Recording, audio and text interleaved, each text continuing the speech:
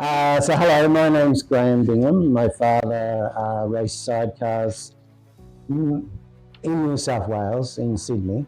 His name was Bill, or Billy, he was known as. He started in 1950. His best friend was Don Little, and he started as a passenger for Donny.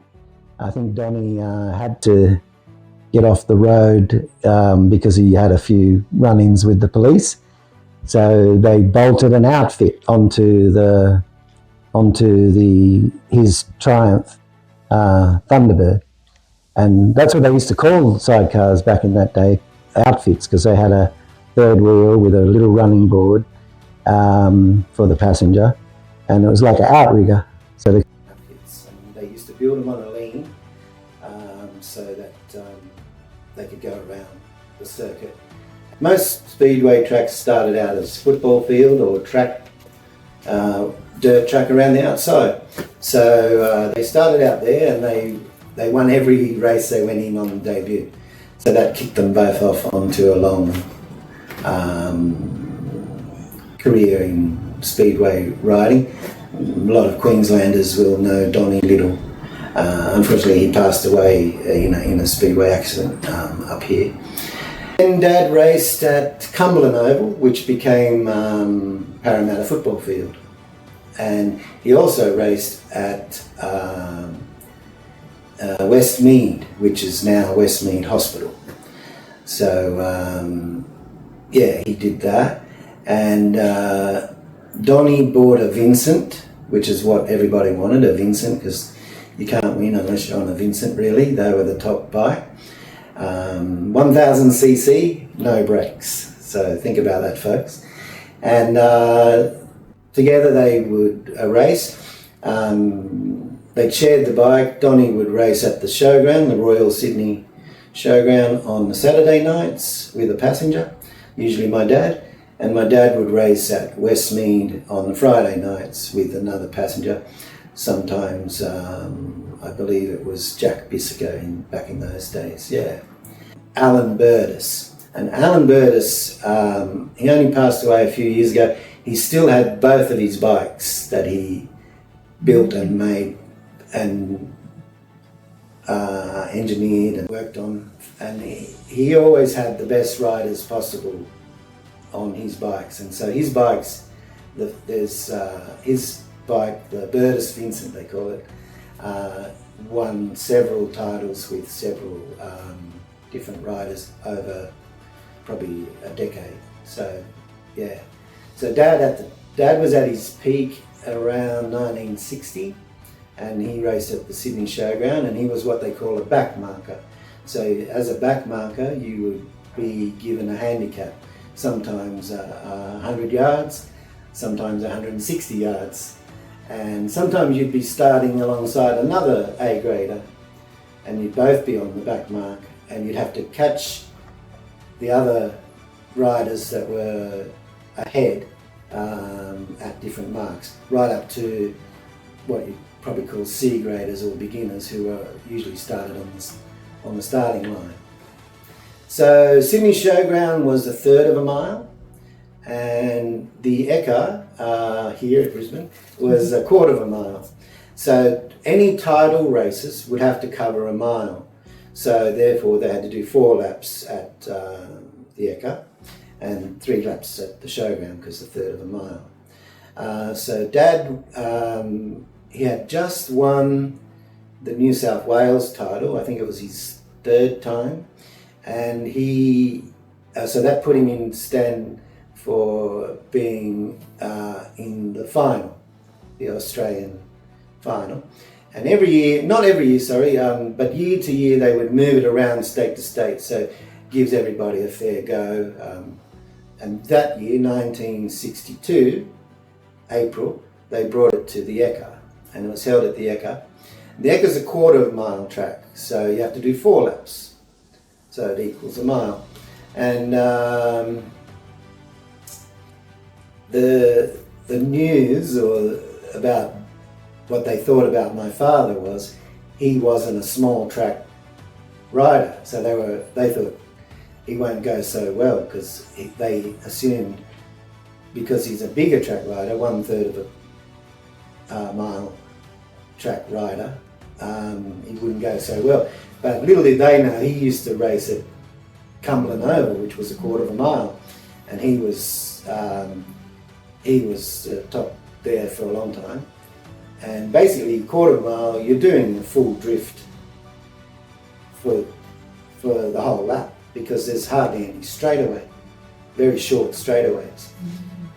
So you've got to get it into a slide, and it's like drifting, modern day car drifting, and you've got to hold it there, so it's all in the wrist.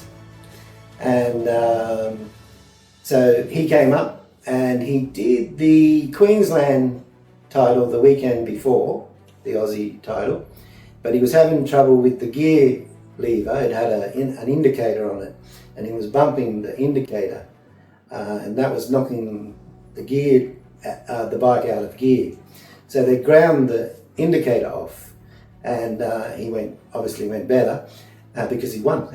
And the following weekend he won the Australian title, 1962 Australian Bob Levy Championship, with Bob Levy as his passenger rider as well, and won an Australian title himself. And they did every heat. They did 4 laps in 75.8 seconds, and they continued that in the final, and they won. In those days, you usually only had 3 heats and then the final, so it was pretty amazing competition to win a championship that way. And depending on the track, your race would only last, each heat would only last 65 seconds or 75 seconds, depending on the track. As I said before, the 1/4 mile Dad did in 75.8, which was a record for a 4 lap. And the interesting thing about that is the solo, two-wheel motorcycles were called solos. The fastest solo on the night did the same time. So my dad did the same time as the fastest solo on the night, and that was ridden by Peter Dykes. He was quite a good solo rider. So he was matching a solo bike speed on the 4 laps. Wow. Yeah, pretty good, yeah. That's good going, yeah. You got more weight on it too. Yeah, you got two people, and it's a bigger machine. It's a larger engine.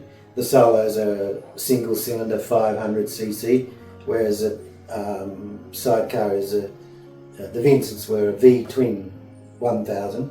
So it's a double engine size and double the weight, because you've got 2 riders, including the passenger, and a little bit of extra frame and 3rd wheel and such. Solos are very, very light. They're purpose built for Speedway only. They get them as light as possibly they can. They're basically just a frame with an engine and a fuel tank only that big, because usually the fuel would only be necessary for 3 laps. A lot of things about Speedway people sort of don't really understand, you know. Yeah. You tell them no brakes and no gears. Yeah, I didn't know that. How do you get around? Yeah. It's just drop the clutch and everything's throttle control. So you're basically in a power slide the whole time. As I said, shorter tracks would have shorter straights, so you might even be in a full slide the whole time. Yeah. Longer tracks would have a bit of a straight, so you'd like straight up, but then back into it again, you know. Most tracks ended up D-shaped, what we call D-shaped tracks, because they always had a starting grid, and usually that was in front of the grandstand, and so it had a straight. But once they got going, it became just one big curve. The Ekka is actually a D-shaped track, what people would call a D-shaped track. So it's not a perfect oval with 2 straight lines and 2 curved lines.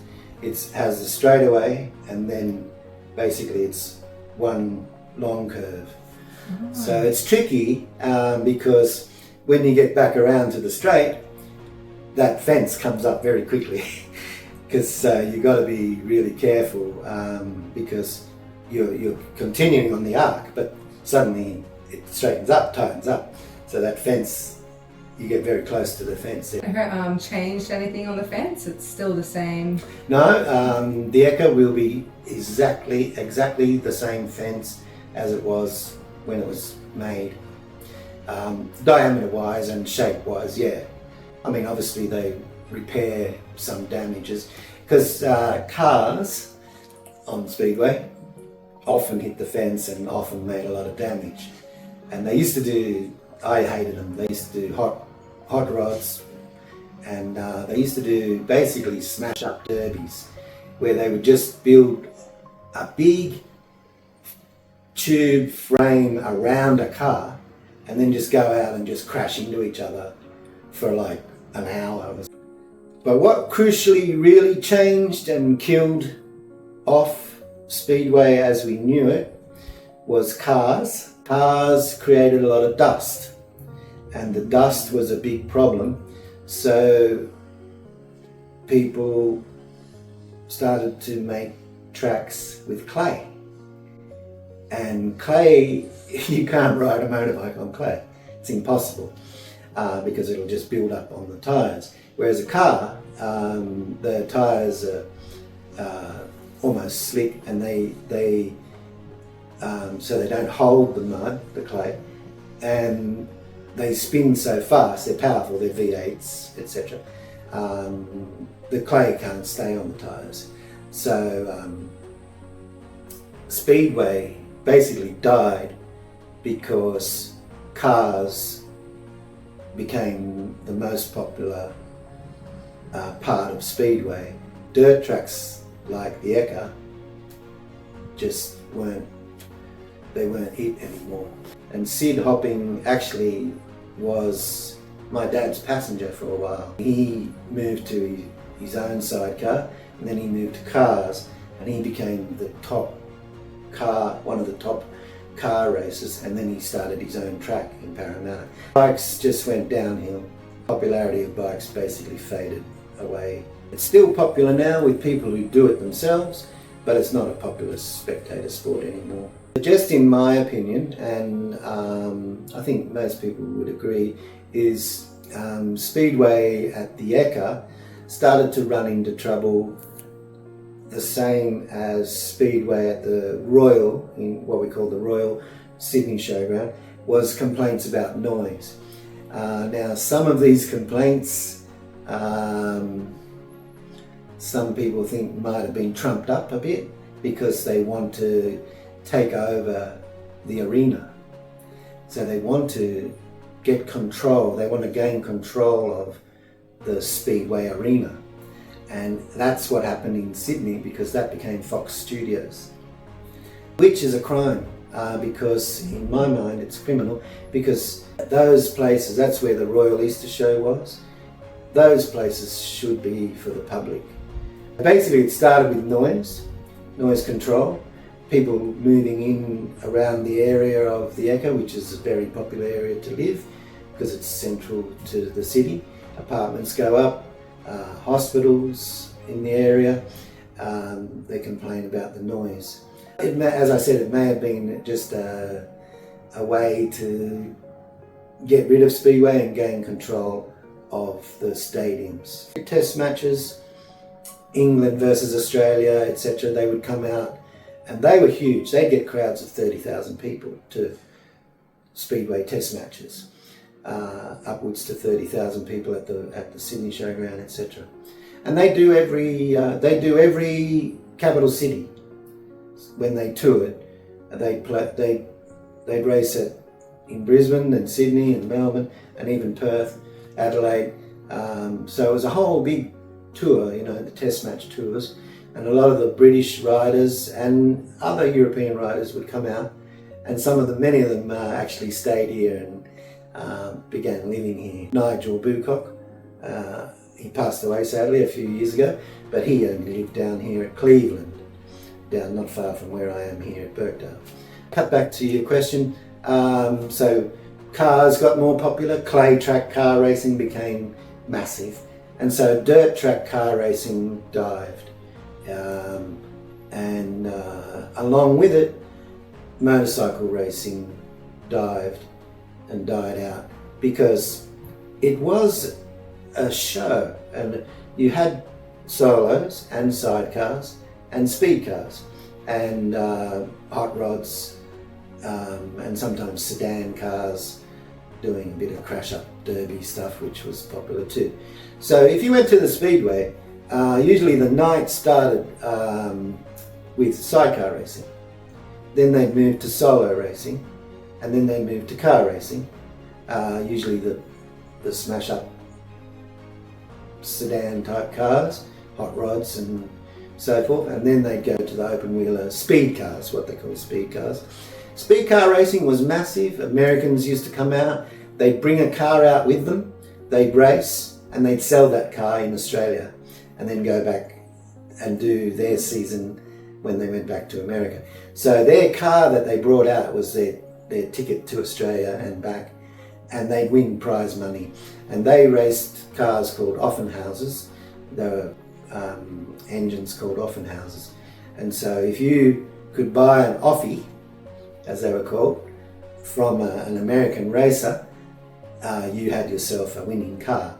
And that's what a lot of speed car racers would do. They'd buy these cars from the Americans, and the Americans would go home without the car.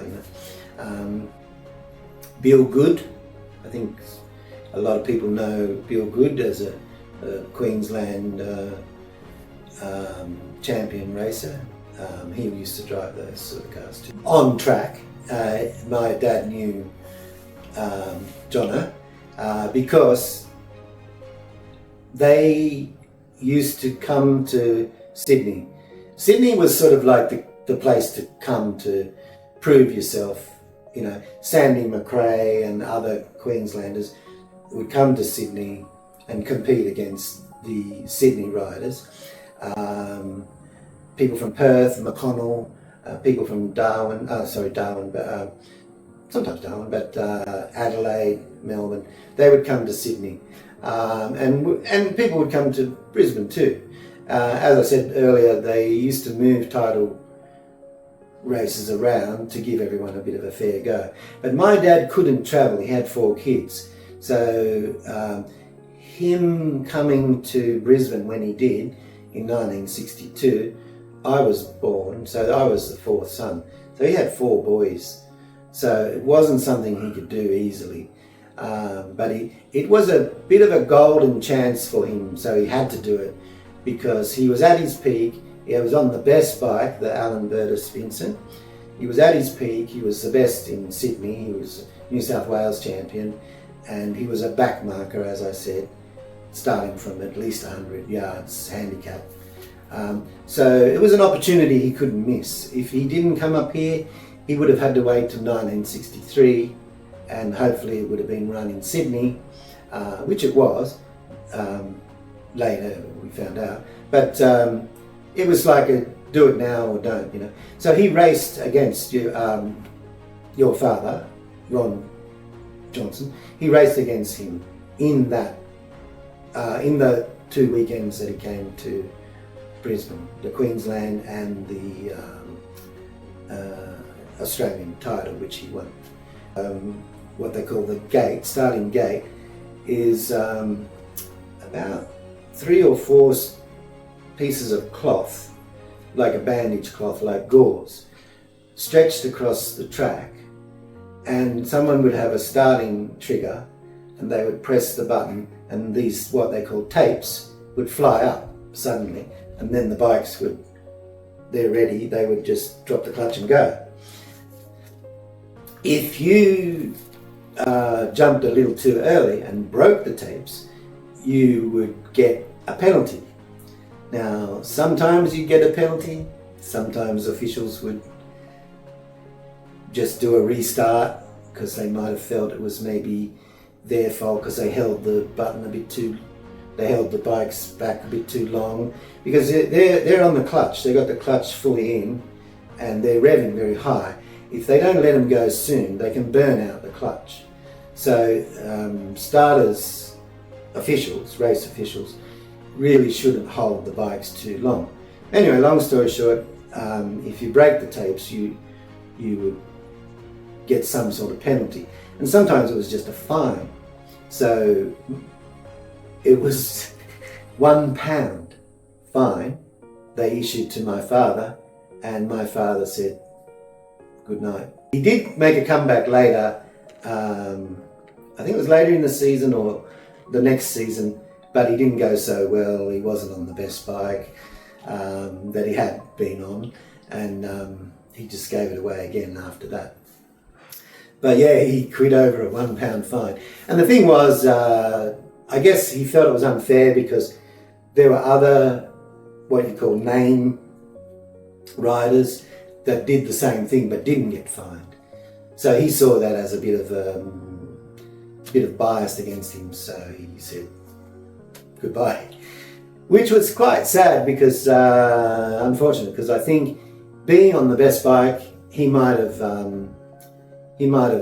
picked up another title in that year. So that was 1966. Well, this trophy here is actually his dad's first trophy. He got this as a passenger with, as I said earlier, his good friend and best mate Donnie Little. Donnie had a bit of run-in with the police on the roads, I think, and so he turned his road bike into a sidecar, and they went to the sports ground in Sydney, and they entered, I think, 4 races, and they won all 4. So that gave them the Speedway bug, and that's 1950. Dad was 20 years old, and as I said, he raced until he retired in, I think it was 66, 67 season, yeah. The one thing I'm really proud about my dad was he raced all those years without causing any accidents and without having any accidents himself, and he never got injured in like 15 years of racing. So he, at the top level as well, as I said, he was a back marker, which you could call an A grader, starting on 100-yard handicaps, unless it was a scratch race. Scratch races are when all 4 riders start on the same line with the tapes that I talked about. Scratch races, they'd all be usually all A graders.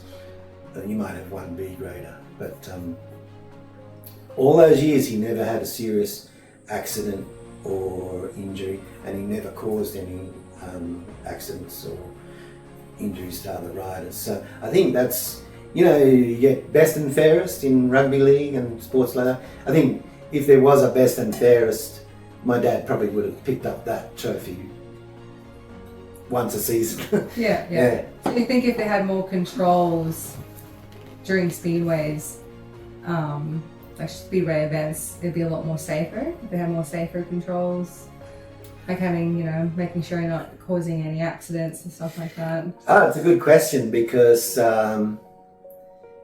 just in my opinion, I might get a few nasty letters about this, is modern day sidecars have a lot of fairing, what you call fairing, the fiberglass covering, especially on the passenger's side, around the wheel. Now this came in as a safety thing.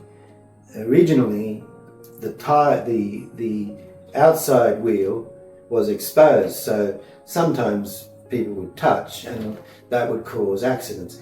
So they ended up making a rule, you had to have a bar around the sidecar wheel. So that was one step towards safety. Another step, but it was not necessarily a step towards safety, but it became a modern thing. Whereas in my dad's day, the golden rule was don't ever touch the other guy. Don't ever bump him, and obviously never do it on purpose. Never bump the other guy on purpose. a lot of guys did it, including your dad. He was pretty famous for it, because there were some guys that were actually pretty aggressive riders, you know, and your dad was pretty famous for being a pretty hard rider, because he had to deal with Sandy McRae, and Sandy McRae was another very, very hard rider. So they both had a long rivalry, yeah. But the golden rule generally was don't bump into each other, especially on purpose. But what I've found watching modern sidecars is that they will lean on another guy and basically run them right out to the fence. And this is something that growing up watching the earlier sport, I don't like about the modern sport. So I find it pretty difficult to watch sidecars these days. It's they call them kneelers. So the rider would actually have his own little running board where he would kneel on, because they're so low, they have to have their leg bent backwards. Whereas older sidecars were just like a road bike, a standard road bike, with a sidecar built on the side, and then they would just build them on an angle so they would get around the corners. But they were more upright and higher. Obviously they tried to lower them. They lowered seats and they lowered handlebars. But there was a British fellow came out to Australia, and he started making sidecar chassis or frames, whatever you want to call them, that were already low and purpose built for and you would just put your engine into it. So you could buy a chassis from him and then just put whatever engine you wanted into it. You don't see much movement from the passenger, because once they get over, they basically just hang right off. Seem to go very hard into a corner and basically like a hairpin, and very, very hard back out, hairpin, very hard, hairpin back out. That's what I think the way they ride now. Longer tracks, they're not bad, because the tracks are, the corners have a bigger arc, so they have to basically do what the old sidecars did, hold it into a slide for the whole time. But it's just exciting to watch. They're very fast. I think I'd say they're much faster. But it's only a few seconds faster. I mean, you can only get around an oval so fast. You can't increase the speed that much. It's just science, it's just physics. But they are faster and they're exciting. And my dad used to lean back, and he would drop his right elbow down, and basically he's full throttle, so because his elbow's right down. But he could adjust his throttle, but he'd drop his right elbow down and he'd look down the track like that, and he'd lock his left foot into part of the frame, and that's how he would race. Your dad, he couldn't help it, because he was a giant, he was a tall man. He had to sit up. But I've heard stories about your dad being able to actually, with his body and his legs, actually, this is amazing, actually lift the bike and push it, lift it and push it sideways and in one quick movement, and still get around the corner. He was a very tall man, so often you would see photos of your father. He's very straight back, very sitting up quite tall. Speedway at the Ekka should be recognised. It's sad to know that people go there. My son went there yesterday for a rock concert. And it's sad to know that thousands of people are going to the Ekka every year for the Easter show, for rock concerts, and they don't know this little dirt track, what was it for, what was done there. And there's some amazing things were done there by some amazing people.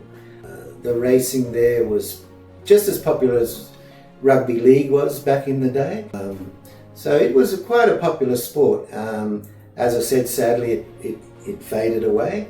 People need to know that what the Ekka was in the 70s and 60s and 50s, you know, plaque, a little bit of maybe a section that has some murals, painted murals, or photographs, or even some sort of photographic type murals on walls around the area. Yeah. And it'd just be good for a bit of heritage of Queensland sporting nation, sporting state, to know that Queensland was leaders in speedway racing. Speedway was one activity there, and it was big and it was popular. As I said, it was as big and popular as rugby league was, and it's in the hearts of a lot of people who went there.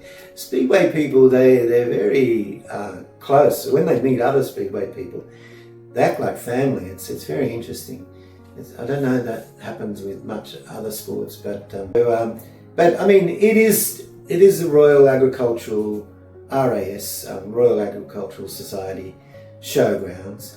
So it is more than the Speedway, but the Speedway was a huge part of it when it was running for many decades. So yeah, it's a shame that that part of it has been forgotten, and so it would be great for that to be recognised, and then people who are kind of interested in motorsports, if they just happen to go along to the Ekka for something else and see that, they'd be, you know, pleasantly surprised. They'd say, wow, didn't know this was happening here. And pits were hard of the Speedway.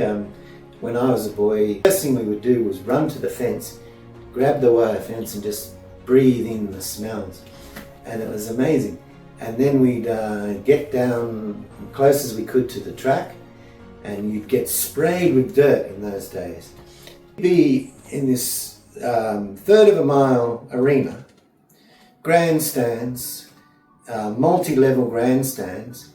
The members' grandstand was, I think, 3-tiered. It was huge, and it had a clock tower, and they're all lit up with these light bulbs, and they actually had the light bulbs around the stands, and so it was silhouetted like that, and it was amazing. But the most amazing thing was when the flag dropped for a start of a race, all the lights went out, except for the lights above the track. So you'd be standing in the dark watching.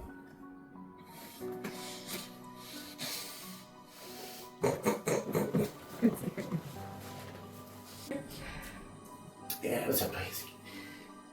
Be like this big golden ring, and there'd be dust coming up, and you'd be watching. It was just amazing. Because when I look back, I just remember how good my childhood was going to this. Such a big part of it, you know. It was magical. All racetracks do that? Did the Ekka do that as well? It would have. Yeah. It would have done. It's a better show, because that's the stage. It's like going to a cinema. It's going to a theatre. Yeah. It's like going to a theatre. Yeah. You can imagine standing there in the light, watching cars going around over there, but you're standing in the dark. That is at the Ekka. This is when Dad and Bob Levy won the Australian title. This one's very old. This is Dad as a passenger for Donnie Little. And there's Donnie Little's road bike that they turned into a sidecar. And as I said, they went to the sports ground and they won every race they went in. And that obviously got them the bug. That's 1950 there. Dad's 20 years old. This is when they went to Queensland, went to the Ekka. So there's Bob Levy. He's wearing Dad's jacket, which you can see here. And they gave him a number because he was racing for New South Wales. They gave him a 3, which looks like a B anyway, so I think they might have done that on purpose. This is they're getting awarded the trophy for the 1962 Australian 4-lap championship. If you look closely there, you can see Dad's helmet. Dad was the first to wear a pilot's type helmet which covered your ears. Before that, a lot of people wore pudding bowl or pudding basin helmets. This helmet is an Italian make called AGV, and they still make them today. Yep, that's the Ekka thing. This one here is the Ekka, Dad taking the checkered flag. You can really tell the speed they're doing by how hard they're leaning. And I know by the fence posts there, that's Westmead in New South Wales, which later became Westmead Hospital. You can see how this passenger is leaning over, but my dad's sitting straight up and he's got his handlebars rolled forward like that, so they're level. Jack Bissica started as a passenger, then he became a champion rider, then he moved to 4 wheels and he won the New South Wales Junior Championship on 4 wheels, but then he passed away in an accident. Here's Dad with that helmet. Yeah, AGV, they still make helmets, yeah. This was light blue metal flake. Jacket he's wearing there would have been light blue because that was New South Wales colours. Here's your father in the start to the 1962 Australian Speedway Championship. And you can see my dad's got the best start. Look how far in front he is. Doug Robson, Dad was pretty good at getting a start. A photo, you don't very rarely see photos from the outfield because a lot of photographers would take photos from the infield, the grass. So early 50s, and he did 2 years at Bathurst, just racing around. You know, in those days, pretty much anyone could roll up. You pay for a license and you just get on the grid, you know. But this here is at an airstrip, and this bike was prepared by a fella, and he did 104 miles an hour on an airstrip on a 500cc aerial. He got it up to 104 miles an hour.